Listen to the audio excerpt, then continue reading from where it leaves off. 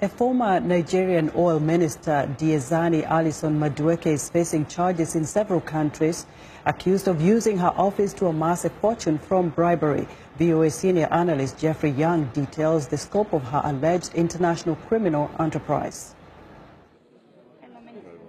Allegations of massive corruption, bribery, and aided by protection at the highest levels. These charges are what former Nigerian oil minister Diezani Alison Madueke faces at home and also in the United States, Britain, and Italy. Officials say her pile of purported corruption-connected cash and properties could total close to $1 billion.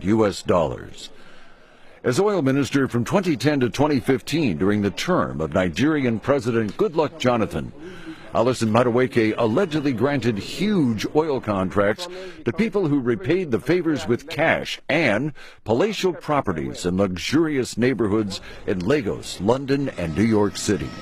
Recently, Nigerian authorities seized properties of hers in Lagos said to be worth some $37.5 million.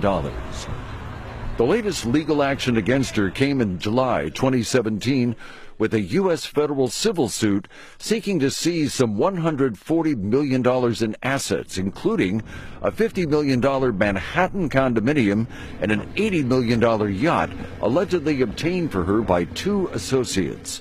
This after Britain arrested her in October 2015 on criminal money laundering charges connected to the purchase of at least 4 multi-million-dollar luxury flats in London.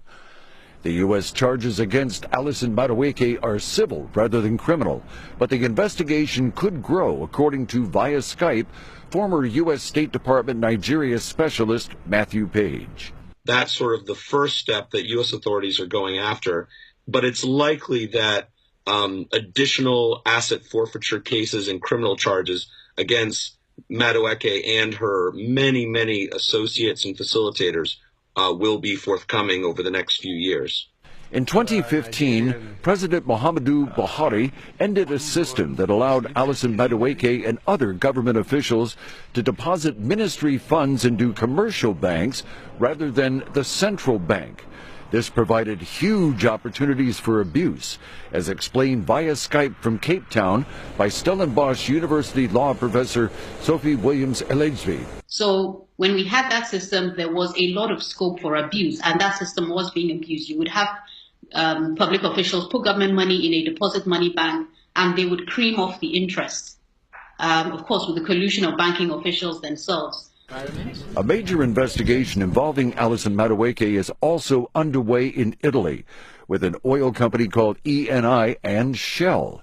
The magnitude of that alleged corruption is described via Skype from London by watchdog NGO Global Witness analyst Barnaby Pace. Is one of the biggest scandals in the history of the oil industry. They're alleged to have paid over $1 billion that was diverted away from the Nigerian people, the majority of it alleged by prosecutors to have gone as bribes, including $500 million that was converted into cash in Nigeria, and that the Italian authorities allege was used to bribe Nigerian officials, including, they say, Diezani Alison Madueke.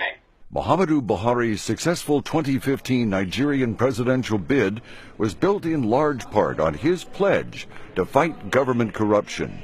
While he has indeed taken steps in that direction, analysts say that the effort has to include scrutiny of all officials, present and former, regardless of their political affiliations. Jeffrey Young, VOA News.